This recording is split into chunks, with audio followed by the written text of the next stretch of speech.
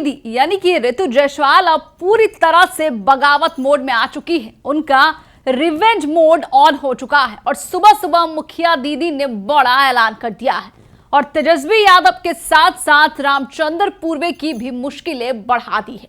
नमस्कार, मैं हूं शालिनी सिंह और आप देख रहे हैं दर्श न्यूज। देखिए, आरजेडी की वरिष्ठ महिला नेता और पार्टी की महिला प्रकोष्ठ की प्रदेश अध्यक्ष और दो चुनाव लड़ चुकी ऋतु जायसवाल ने आरजेडी से नाराज होकर अब अपना अलग रास्ता चुन लिया है और उनके हालिया फैसले और बयानों से साफ हो गया है कि वे अब पूरी तरह से रिवेंज मोड में हैं और एक एक करके पार्टी को झटके दे रही है। आपको बता दें कि पूरा मामला तब शुरू हुआ है जब आरजेडी ने परिहार विधानसभा सीट से डॉक्टर रामचंद्र पूर्वे की बहू स्मिता पूर्वे को टिकट दे दिया। इस सीट से ऋतु जायसवाल 2020 में विधानसभा चुनाव लड़ चुकी और बेहद कम अंतर से हारी थी। इसके बाद 2024 के लोकसभा चुनाव में भी उन्होंने शिवहर से आरजेडी प्रत्याशी के रूप में चुनाव लड़ा था और लगातार 2 बार हार के बावजूद उनका जनाधार मजबूत रहा और ऐसे में जब उन्हें टिकट नहीं मिला है तो उन्होंने इसे सीधा अन्याय बताया है। साथ ही उसके बाद उन्होंने जनसभा के दौरान रामचंद्र पूर्वे को जमकर निशाना साधा है। क्या कुछ कहती नजर आई है, सुनिए।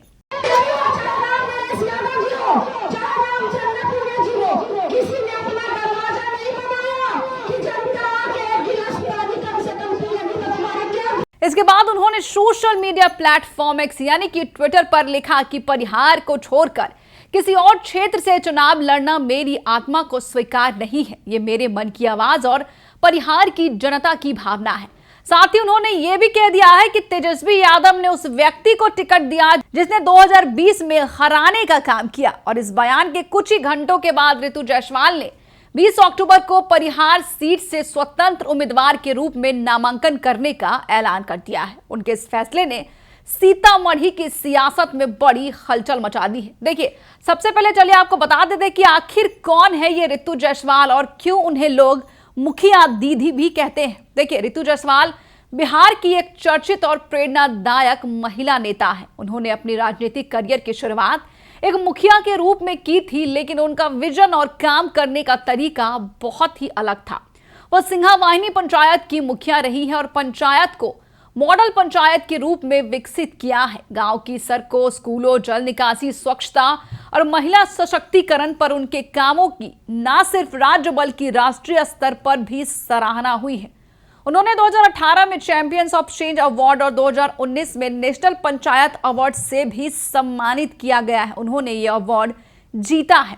उन्हें मुखिया दीदी का नाम ग्रामीणों से प्यार से दिया गया है क्योंकि उन्होंने विकास की असल परिभाषा गांव-गांव तक पहुंचाए और वो मुखिया थी। देखिए, ऋतु जायसवाल का जन्म 1 मार्च 1977 को वैशाली जिले के हाजीपुर में हुआ था और उन्होंने वहीं के महिला कॉलेज से स्नातक की पढ़ाई की। बचपन से ही समाज सेवा की भावना उनमें थी, लेकिन शादी के बाद उन्होंने इसे मिशन बना लिया। और आपको बता दें कि उनके पति अरुण कुमार भारतीय प्रशासनिक सेवा यानी कि IAS के अधिकारी थे, जिन्होंने VRS से लेकर गांव के विकास में योगदान देने का फैसला किया था। आज वे भी ग्रामीण छात्रों को निःशुल्क शिक्षा दे रहे हैं और एक प्रेरणादायक जोड़ी के रूप में जाने जाते हैं। और राजनीति में आने के बाद ऋतु जायसवाल ने आरजेडी महिला प्रकोष्ठ की प्रदेश अध्यक्ष और पार्टी प्रवक्ता के रूप में अहम जिम्मेदारी निभाई। और आपको बता दें कि परिहार की जनता से उनका गहरा जुड़ाव है और वे खुद को परिहार की बेटी कहती है और यही कारण है कि टिकट कटने के बाद भी उन्होंने मैदान नहीं छोड़ा है